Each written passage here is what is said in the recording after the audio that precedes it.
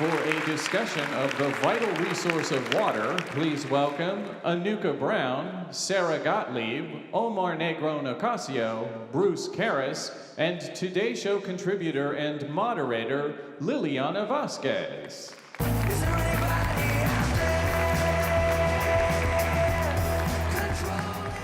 Thank you guys so much for being here today, and I want to thank these incredible panelists. We have a lot to get to, so I'm going to get right to it. We want to talk a little bit about the current state of water. I think the question that people continue to ask themselves is, how did we get here? So I want to hear quickly from all of you, because I think what's amazing is that you all represent such different points of view. So how did we get here? I'm going to start, Anucha, with you. Sure.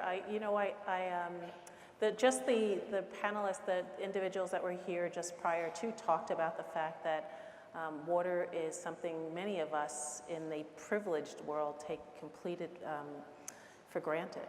And the fact that so many people do not have basic water, access to clean water, have to go out and get water.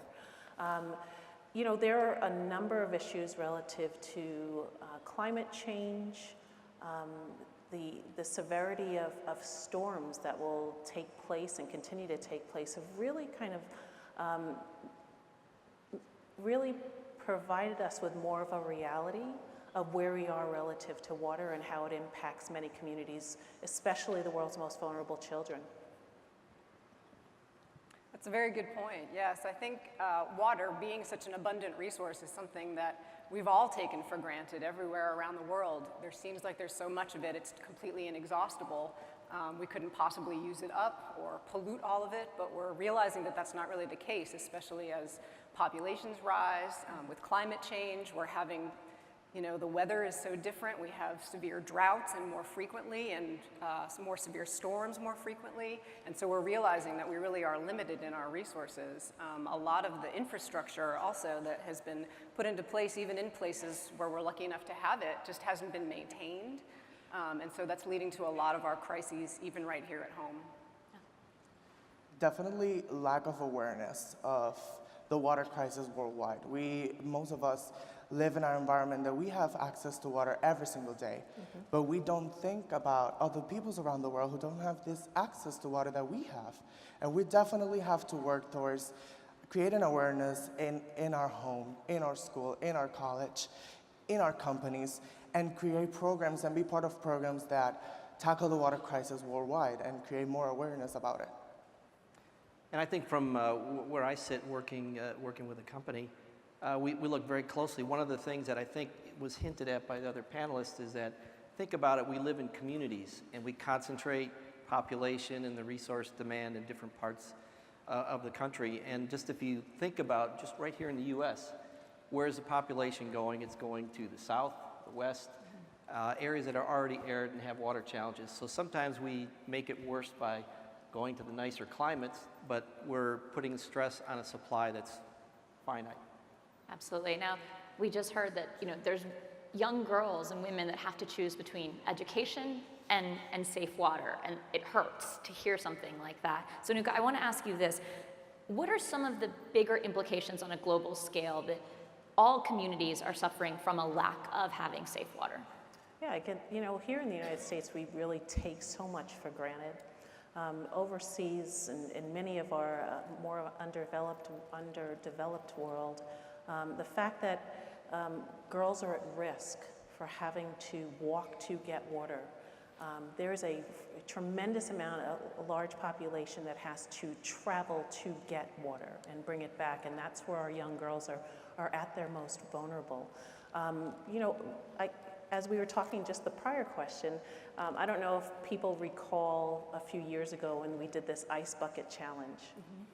And people across the world were appalled at the amount of waste. Although that was a great cause, the fact that we truly do take for granted just the basic human right of having water doesn't exist for many people all over the world. And so, as we talked about relative to population increases, the influx of more and more people in our cities has put so much strain on infrastructures. There are a variety of issues that play into that, and that a lot of that has to do with the ability to monitor and track on where we are relative to the resources in many of our population hubs, as well as just the opportunity for people in the rural areas to get access to water. Now, here's a question, it's a headline that we've all read. What does it actually mean for a city to run out of water? Because you read this and you think of Cape Town, right? We're not talking about some remote city. This is Cape Town. How does a city like that run out of water? And is that something that we're going to start reading about happening more and more with more frequency? Sara, I'll give that to you. Sure. I mean, to bring it even closer to home, that very scenario almost played out right here in Atlanta about 10 years ago when we were in the midst of a very severe drought. And the city was somewhere around 45 days away from running out of water. And fortunately, it started raining again, and so we didn't have to meet that fate.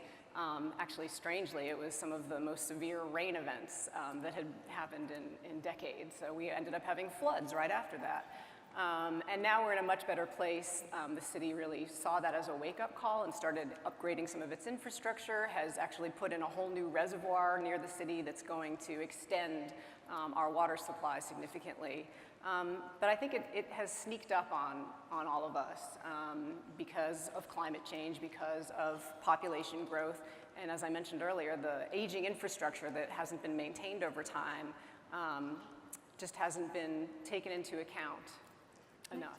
Yeah, go ahead. I would also like to add, I think what happened in South Africa is a situation where they had gone through 3 years of drought, but they never really imposed any type of conservation efforts or any restrictions. And it wasn't until they found out that they might run out of water that they started to institute restrictions. And I think a lot of that speaks to infrastructure. It also speaks to management of the water infrastructure.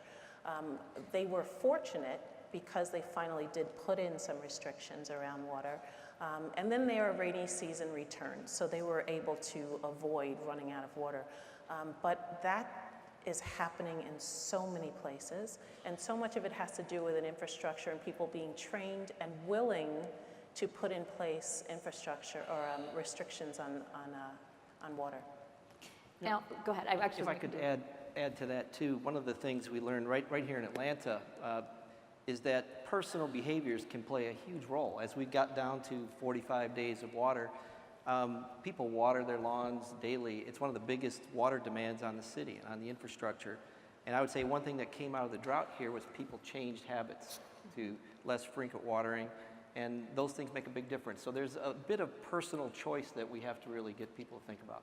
Yeah, and Omar, I actually want to ask you, because you are from San Juan. Yes. You live in Puerto Rico now. You were there, we were talking earlier, and for your town where you grew up, you did not have water until February. Now, just a reminder, Hurricane Maria happened in end of September, early October, correct? September 20. So what were some of the firsthand accounts that you saw that made you realize, because you were focused on something else at the time, that made you realize that it's about water and providing access to water for your community at a very local level? So I'm from Corozal, which is a very small town in the center of the island. It's full of mountains, and we have rivers and a lot of different water sources that we live with every single day. But when Hurricane Maria hit the island back in September, we were not ready for it because we were not aware of the problems that were gonna raise from this issue. And I was working on a project that it's focused on waste collection system and water conservation. And before the hurricane, we were focused on tourism and how waste was gonna look bad for tourism. But then after the hurricane, we refocused our purpose, and we are working towards giving access to communities, clean water access to communities. I think one of the biggest things that I learned was to never take something for granted, and doesn't matter if you have everything in your hands at the moment, in 1 second that can change. And you need to be responsive to that and to have an open mind to it, as we did with our project. And my hometown, we didn't have access to water until February. My mom called me every single day, talking to me about their struggles, and that made me more aware of the projects that we have to create as organizations, as companies, as people. I think it is a great time to talk about water crisis. A lot of companies like Coca-Cola are creating initiatives for this. And if you know a local company, a local group of people who is working towards water crisis, get involved, get to know it, because you don't know where a disaster is going to come your way. Now let's talk a little bit about what is being done and what you're seeing done. So Bruce, I want to go to you. At a corporate level, what do you see that is working? Well, one of the things that we learned as we embarked on our water journey, our CEO made a goal for us that was we were going to replenish the water that we use in our products and their production by 2020. It's a huge volume of water to think about. And often when we talk about infrastructure, we think about the water treatment plant and the pipes. But we've learned that the green infrastructure, and that's where the headwaters are of rivers, those are really important areas to look at, and you can make a big difference sometimes by taking out invasive species along a riverbank.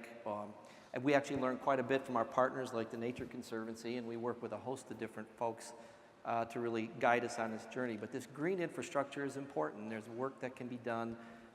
Sometimes it's shovel work, sometimes it's replanting, and you actually make that environment more resilient as we look at all the different changes in climate. So I think that was a big learning for us, that we had to think outside of the four walls of our operations. Right, because it's not just turning off your faucet, it goes so far beyond that. And Sarah, I see you nodding your head over there. Did you have something to add?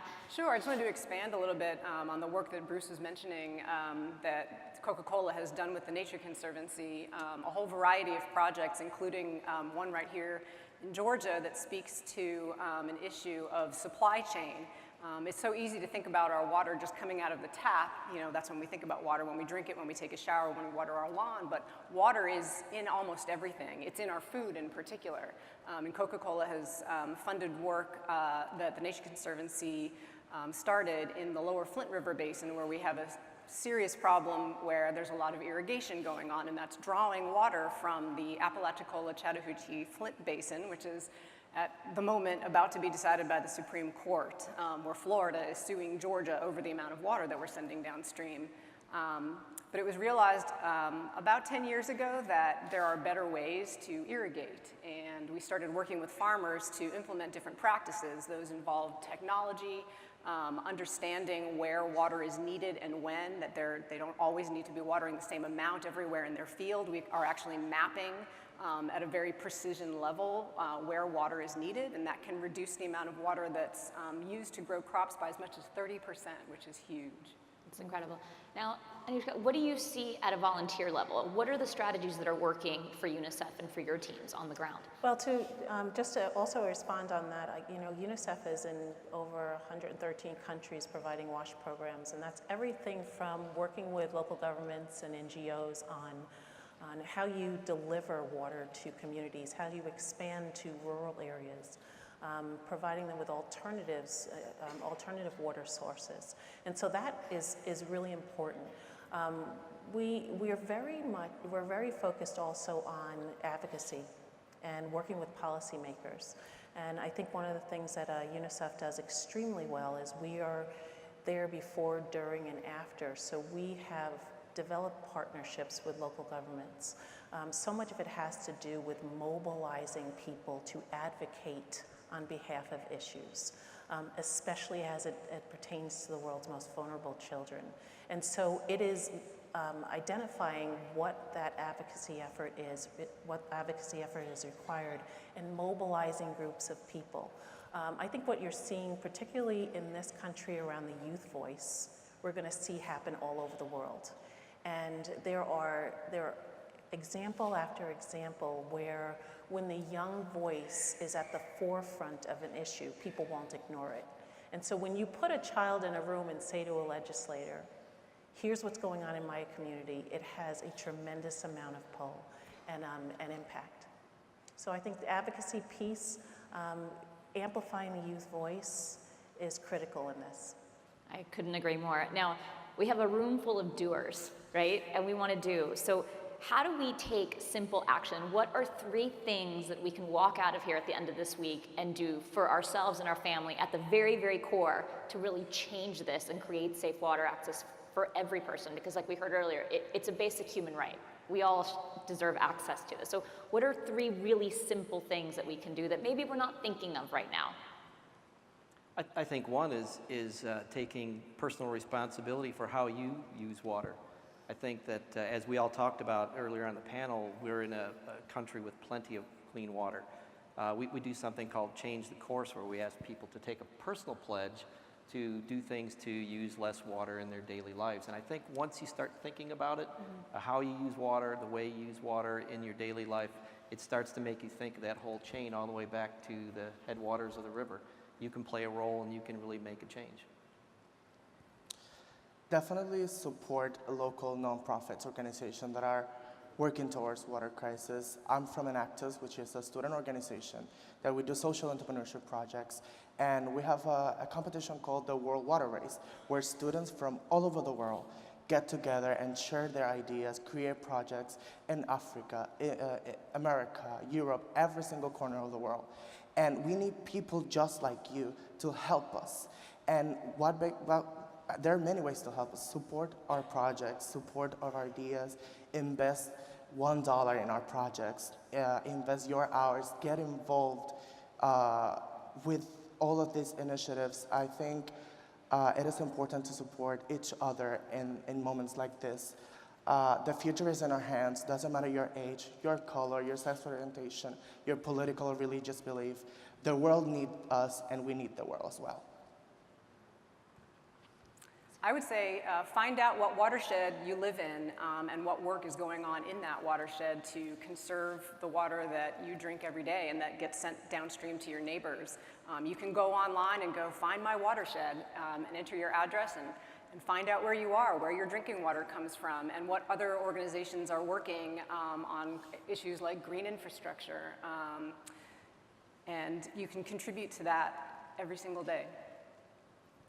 I would just say start where you are, use what you can, use what you have and do what you can. And I say that from the standpoint of volunteerism is so empowering, regardless of where you are, regardless of your age. And it really, for us at UNICEF, it starts and begins with the child. And a child is a child is a child regardless of if you're in Flint, Michigan, or if you're in South Sudan. And advocating on behalf of children is where it begins, because these water issues impact the world's most vulnerable children, regardless of where they are, in the most horrendous way. So I would say volunteerism, get out there, organize yourselves, get involved in your own communities, and get involved in global issues. Definitely. Now, social media has played such a huge role in how we connect. There's a lot of negative about social media, but there's also a lot of positive. How can younger people, especially that are always on their phones, use social media to make a difference when it comes to providing safe water access for everyone? What's the easiest way? Well, one way that we try to address different policy issues is we will typically try to be loud at the same time across all of our different stakeholders, whether they're children in our UNICEF clubs in high schools and colleges, or they are regional board members, or our Next Gen members that support UNICEF, or our volunteers across the globe. And we are working on a structure and developing a structure where we can be loud about issues at the same time to get the most impact. And then there are also obviously things relative to different policy issues where you can get online and text, whether it's 555 to say that you support this particular policy issue. There are all kinds of ways to do this in this new digital age that play out and are incredibly effective. And Omar, you are a student, so you see this happening all around you. Have you seen success come from these kinds of responses? Definitely. I spend most of my time on social media. I'm only 20 years old. So it's fun to see my cousin having fun, but it's also important to see a post from UNICEF, from Coca-Cola, from Enactus, talking about water, talking about different issues that we are having around the world. just clicking that share button, it's gonna change someone's mind. Sometimes you don't realize the power of social media, and just a share, a like, a comment in a picture about water crisis, something that's happening in Puerto Rico, in Africa, in Mexico, it's gonna change someone's minds, and that's something that we have to do. We have to change people's minds about these issues, because really until it doesn't get to you, you don't be aware, and we need to change that mindset. That if you have access to water, that's great, but there's people who don't have access to water, and we need to be aware of that, even if it's through Facebook, Twitter, every social media, or talking to your neighbor. Go ahead. UNICEF actually instituted a platform, it's called U-Report. And what it does is, globally, it gives young people through SMS an opportunity to report out on what's happening in their own communities. And it's such a powerful tool because governments are looking at it, particularly as an example, the government of Uganda has a huge screen as large as this in their government office, and they can see real-time young people reporting out on issues that are taking place in their own communities, whether it's issues of water, issues of violence, issues of sexual exploitation. And so that's just another example of the use of technology for young people to advocate on behalf of themselves globally. Well, thanks to all of you. You've given us plenty to work on and do. You're in the right room for that as well. Thank you guys for listening, for being part of this conversation, and enjoy the rest of the week. Thank you for having us.